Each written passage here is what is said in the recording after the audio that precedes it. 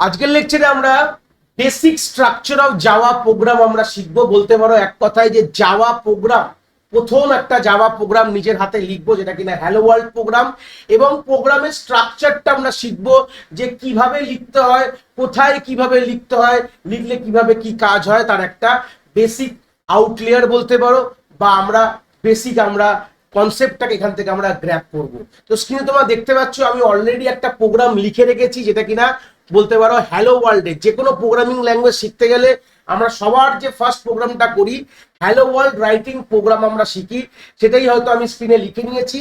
এবং প্রত্যেকটা লাইনটা মানে কিন্তু আমরা এখানে বুঝবো যে কিভাবে লিখলে জিনিসটা কিভাবে কি কাজ হবে। এইটা বোঝানোর আগে প্রথমে তোমরা দেখতে পাচ্ছ যে স্ক্রিনে এই যে কথাটা আমি লিখেছি পাবলিক কথাটা, এই পাবলিক কথাটা একটা মানে আছে। সেই মানেটা আমি প্রথমে জানবো, তারপর আমরা ডিটেলস আর জিনিসে ঢুকবো। এই পাবলিক কথাটা মানে জানার আগে আমরা একটা কথাটা বলে দিই যে পাবলিক কিন্তু ছোট হাতে লিখেছি, কোনো বড় হাতের না। প্রত্যেকটা ছোট হাত বড় হাত কিন্তু এখানে কিন্তু খুবই এফেক্ট করে জাভাতে। Java is a case sensitive programming language. এই সবগুলো জিনিস নিয়ে আমরা কথা বলবো।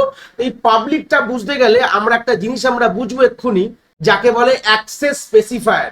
এই জিনিসটা কি আমরা হয়তো আগের লেকচারে আমরা একটা জিনিস বুঝেছিলাম, যেখানে আমরা ডিসকাস করেছিলাম আমাদের ফিচার্স বলতে পারো বা principal of object oriented programming language, যেটাকে characteristic of object oriented programming ল্যাঙ্গুয়েজের মধ্যে আমাদের একটা পয়েন্ট ছিল, যে পয়েন্টটার নাম ছিল এনক্যাপসুলেশন।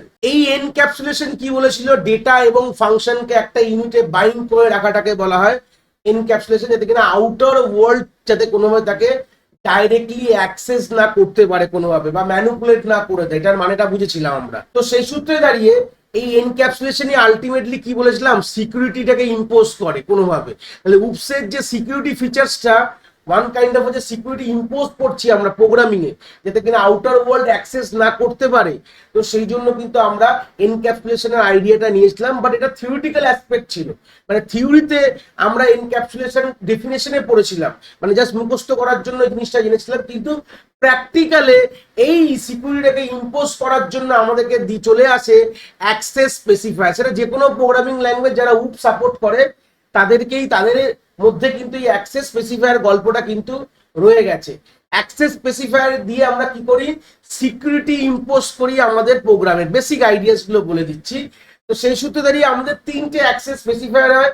একটা হচ্ছে প্রাইভেট, দেখতে পাচ্ছ তোমরা স্ক্রিনে, একটা প্রাইভেট, একটা প্রোটেক্টেড, আর একটা হচ্ছে আমাদের পাবলিক। ইন জেনারেল তিনটে অ্যাক্সেস স্পেসিফায়ার হয়।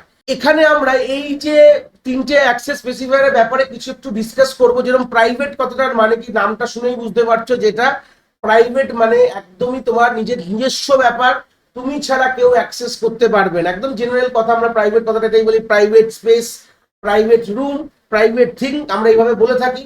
তো সেই সূত্রে প্রাইভেট কথাটা আইডিয়া হচ্ছে যে ওটা তোমার নিজস্ব, তোমার বাইরে থেকে কেউ ওটাকে অ্যাক্সেস করতে পারবে না। এটা যখন প্রোগ্রামের ভাষায় লিখবো তার মানে হচ্ছে তুমি যে জিনিসটা প্রাইভেট ডিক্লেয়ার করে দেবে, তোমার সেটা ফাংশন হতে পারে, সেটা তোমার ডেটা হতে পারে বা ফাংশন, বা তোমার ক্লাস হতে পারে, তার মানে সেটা কোনোভাবে বাইরে থেকে অ্যাক্সেসেবল হবে না। প্রোটেক্টেড কথাটার মানে হচ্ছে যে প্রাইভেটের থেকে একটু লেস সিকিউর বলতে পারো, একদম সিম্পল কথা। ইটস লেস সিকিউর, মানে ওটাই কিছু জায়গায় অ্যাক্সেসেবল পাবে, কিছু জায়গায় তুমি অ্যাক্সেসিবল পাবে, একটু লেস হয়ে গেল, মানে সিকিউরিটি লেভেল কিন্তু কমালাম। আর এবার হচ্ছে পাবলিক, যেটা তুমি বুঝতে, সেটাকে একদম যে নো সিকিউর বলতে পারবো, যে কোনোভাবে ফ্রি, যে যেখান থেকে পারবে সেটাকে কিন্তু অ্যাক্সেস করতে পারবে।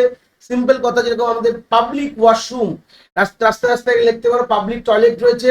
আমাদের পার্সোনাল টয়লেট গুলো, যেটাকে প্রাইভেট টয়লেট বলা হয়, সেটা কিন্তু বাইরের লোক অ্যাক্সেস করতে পারে না। কিন্তু আমাদের পাবলিক আইডিয়া যখন আমরা ভাবি, পাবলিক মানে আমাদের যে কোনো জায়গা থেকে, বাইরে থেকে কিন্তু ওটাকে অ্যাক্সেসিবল করা যাবে। এই জন্য কথাটা পাবলিক বলে দেওয়া হয়েছে। তো গল্পটা হচ্ছে এই যে তিনটে যে অ্যাক্সেস স্পেসিফায়ার কথা বললাম, এটা যে কোনো সাপোর্টেড প্রোগ্রামিং ল্যাঙ্গুয়েজে কিন্তু কনসেপ্টটা একই থাকবে।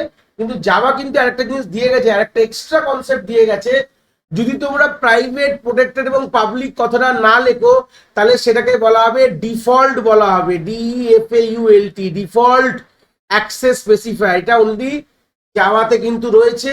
ডিফল্ট মানে তোমার প্রাইভেটও না, প্রোটেক্টেডও না, পাবলিকও না, এটা আরেকটা, এটা ডাইরেক্টলি বলা হয় না। কিন্তু বলতে পারো, তোমরা যদি মাপতে চাও সিকিউরিটিটা, ভাবতে পারো যে পাবলিকের যেটুকুনি সিকিউরিটি তুমি পাচ্ছ কিছুটা ডিফল্টের সেরকমই একই জিনিস রয়েছে। এবার প্রশ্নটা হয়ে যায় তাহলে পাবলিক আর ডিফল্ট কথাটার মানে কি, এটা আছে কিছু সেগমেন্টের কিন্তু আছে, কাজ আছে, বাট এখনকার এই প্রেজেন্ট এই কনসেপ্টে দাঁড়িয়ে, এই পয়েন্ট অফ টাইমে দাঁড়িয়ে তোমরা ধরে নাও যে পাবলিকের যেটুকু অ্যালাওয়েন্স আছে ডিফল্টের সেটুকু অ্যালাওয়েন্স দিয়ে আমরা কাজ করছি।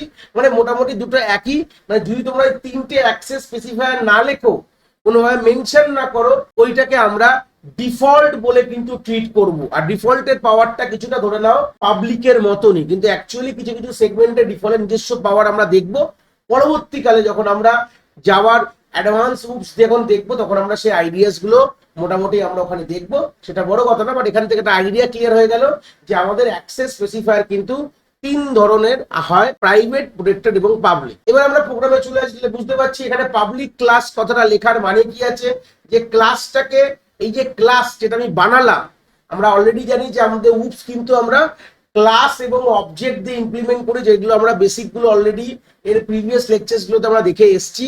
তো সেই সূত্রে গেলে আমরা যে ক্লাসটা বানালাম তার আগেই পাবলিক কিওয়ার্ড বা পাবলিক এই কথাটা যদি লিখে দিই, তাহলে কিন্তু এই ক্লাসটা পাবলিকালি যে কোনো জায়গা থেকে অ্যাক্সেস করা যেতে পারে, মেন কথা। এবার তারপর আমাদের ক্লাস কথাটা লিখতে হয়, CLAS এ ছোট হাতে লিখবে। তারপর এই যে জিনিসটা দেখতে পাচ্ছ, লিখেছি ফার্স্ট ফ্রগ বলে লেখা রয়েছে, ফার্স্ট ফ্রগ। তো এটা হচ্ছে ক্লাসের নাম বলা হয়, ঠিক আছে, ক্লাসের নেম অফ দ্য ক্লাস। এটারও লেখার অনেক রুলস এন্ড রেগুলেশনস আছে। তো এটা দেখতে পাচ্ছ সবসময় এই ক্লাসের নেমের স্টার্টিংটা কিন্তু ক্যাপিটালে হবে, এটা মাথায় রাখবে। ফার্স্ট যে ওয়ার্ডটা, সেই ফার্স্ট যে অক্ষরটা, লেটারটা কিন্তু ক্যাপিটালে হবে।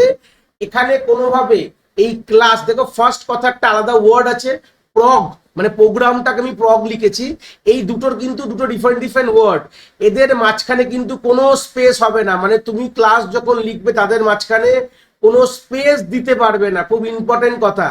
স্টার্টিং এ কোনো রকম কোনো নাম্বার ইউজ করতে পারবে না, নো নাম্বার স্টার্টিং এ। হ্যাঁ, তুমি পেছন দিকে ইউজ করতে পারো, মানে প্রথমে তোমাকে সবসময় অ্যালফাবেট দিয়ে শুরু করতে হবে, ঠিক আছে, অ্যালফাবেট দিয়ে শুরু করলে পরের দিকে তুমি নাম্বার দিতে পারো, কোনো অসুবিধা নেই। বাট প্রথমে ফার্স্ট যে অক্ষরটা আছে, ক্যারেক্টারটা, সেটা তুমি কিন্তু নাম্বার ইউজ করতে পারবে না, মাঝখানে কোনো স্পেস দিতে পারবে না। এই ক্লাসের যে নামটা লিখছো এর মধ্যে কোনো রকম সিম্বল ইউজ করতে পারবে না, যেগুলো হয় আমাদের @ নট সাইন, হ্যাশট্যাগ, এগুলো যে রয়েছে, পার্সেন্টেজ, যেগুলো আমাদের সিম্বল কি থাকে আমাদের কিবোর্ডে, সেই সিম্বল কি ইউজ করতে পারবো না, এক্সেপ্ট একটা, সেটা হচ্ছে আমাদের আন্ডারস্কোর। এটা মাথায় রাখবে, আন্ডারস্কোরটা কিন্তু আমরা ইউজ করতে পারবো, এছাড়া কোনো কিছু ইউজ করতে পারবো না। বাট আন্ডারস্কোর কিন্তু স্টার্টিং এ ইউজ করতে পারবো না, মাঝখানে প্রোগ্রামের মাঝামাঝিতে কোনো জায়গায় আমরা ইউজ করতে পারবো। এটা হচ্ছে বেসিক আইডিয়া, ঠিক আছে, যে কিভাবে আমরা ক্লাসের নাম ডিফাইন করব। এই রুলস গুলো দেখে নিলাম। কোনো স্পেস দেওয়া যাবে না, প্রথম অক্ষরটা ক্যাপিটাল হবে, প্রথমে কোনো নাম্বার হবে না, কোনো সিম্বল ইউজ করতে পারবে না, শুধু আন্ডারস্কোর ছাড়া। নাম্বার তুমি মাঝখানে দিতে পারো বা পেছনে, যেরকম ফার্স্ট প্রগ 1, তুমি চাইলে এখানে ফার্স্ট প্রগ 1 দিতে পারো, কোনো অসুবিধা নেই, পেছন দিকে দিতে পারো। মানে প্রথমে সবসময় মাথায় রাখবে alphabet followed by the number, ঠিক আছে, সবসময় ফার্স্ট অক্ষর কিন্তু অ্যালফাবেট এবং সেটা ক্যাপিটালে হতে হবে। এটা হচ্ছে প্রথম রুলস জাভায়, যে যখন তুমি কোনো ক্লাসের যখন নাম ডিফাইন করবে, খুবই ইম্পর্টেন্ট কনসেপ্ট ছিল এটা।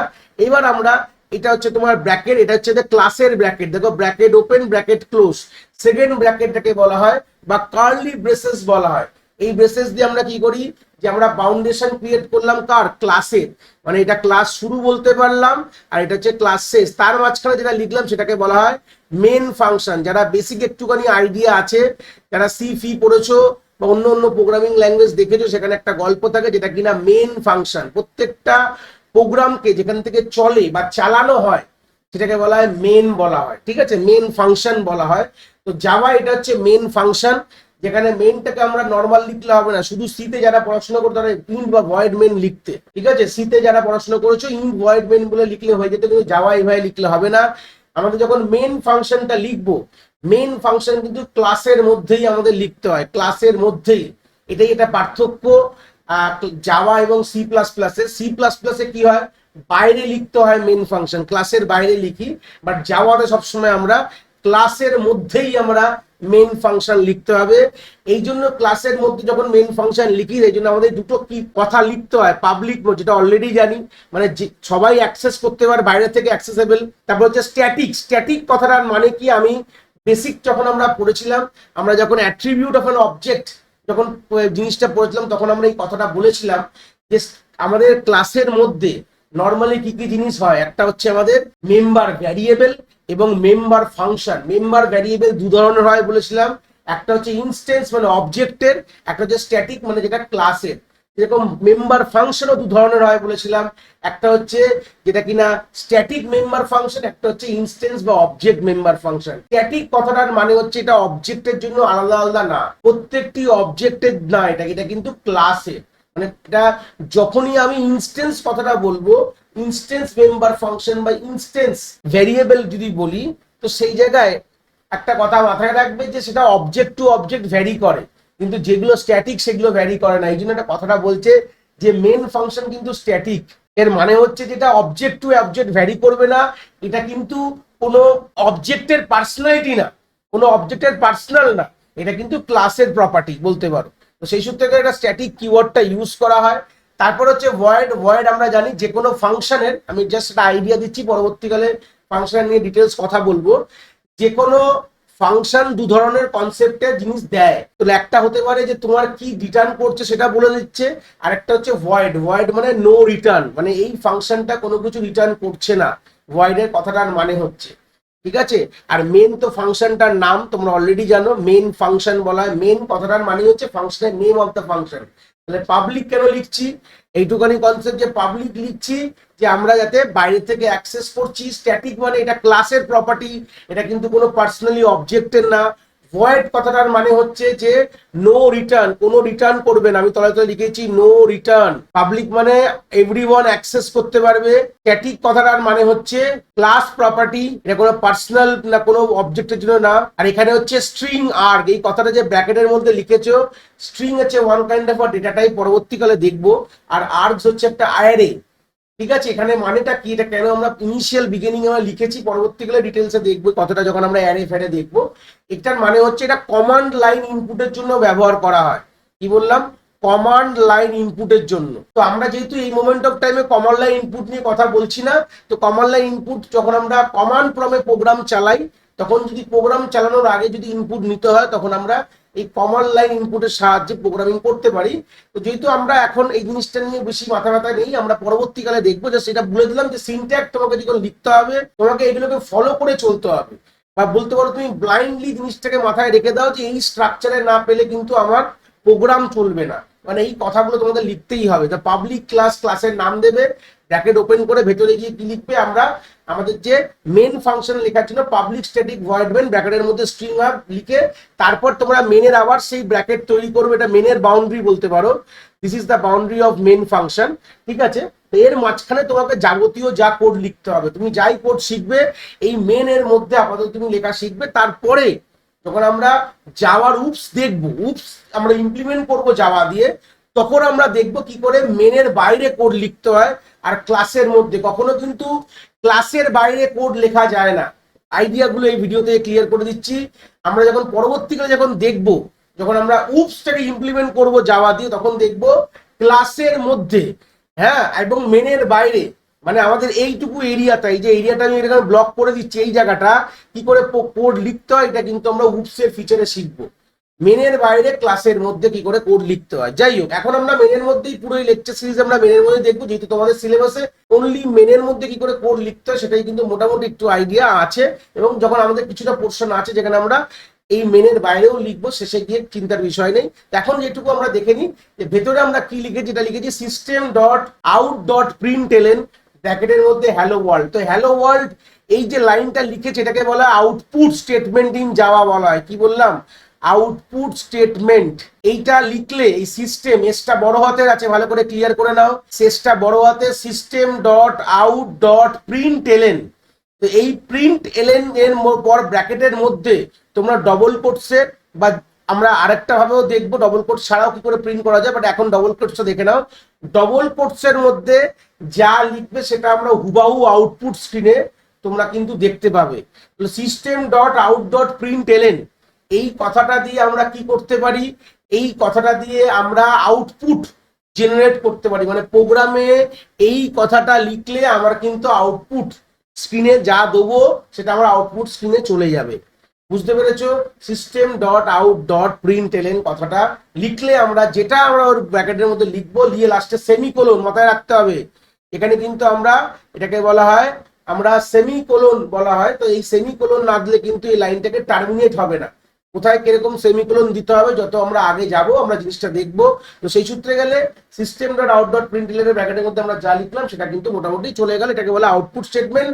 এবার তোমাদের মনে যদি প্রশ্ন আসে সিস্টেম ডট আউট ডট প্রিন্টএলএন কথাটা কেন লিখেছি, যেহেতু তোমাদের এই জায়গায় দাঁড়িয়ে এটা এখন জানার মতন সময় না, বাট যদি মনে হয় এই জিনিসটা তোমাদের সিলেবাসেও নেই, জাস্ট তুমি এইটুকু জানতে হবে যে এইটুকু system dot out dot println লিখলেই তোমরা আউটপুট পাবে, এইটুকুই মোর দ্যান এনাফ। বাট যদি ডিটেলস জানতে হয় যে system dot out dot println কেন লিখি, এর অ্যাকচুয়ালি মানেটা কি আছে, তোমরা আমার অলরেডি প্লেলিস্টে আমাদের এটার নিয়ে একটা ভিডিও আছে, আমাদের যাওয়ার একটা উপস ফিচার্স নিয়ে একটা প্লেলিস্ট অলরেডি এক্সিস্ট করছে।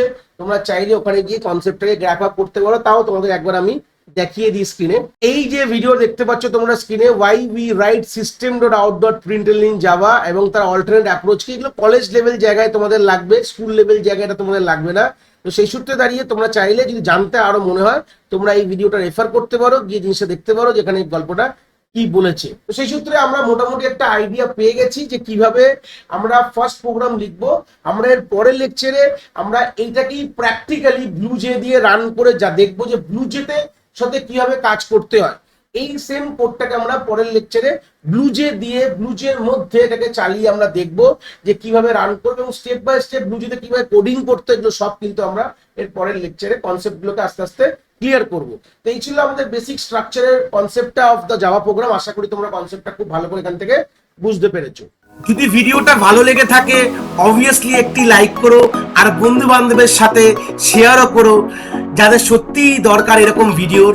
আর হ্যাঁ, অবভিয়াসলি চ্যানেলে নতুন হলে চ্যানেলটাকে সাবস্ক্রাইব করে দিও এবং বেল আইকনটিকেও প্রেস করে দিও, তাহলে এরকম নতুন নতুন ভিডিওর নোটিফিকেশন তোমরা সবার আগে পেয়ে যাবে।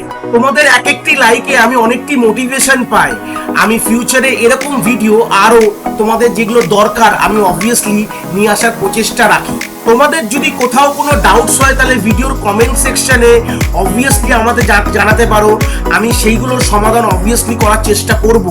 তোমাদের যদি মনে হয় স্পেশাল কোনো টপিক আছে যেটা নিয়ে ভিডিও বানালে তোমাদের সুবিধা হবে, সেটাও তোমরা আমায় জানাতে পারো এই ভিডিওর কমেন্ট সেকশনে লিখে।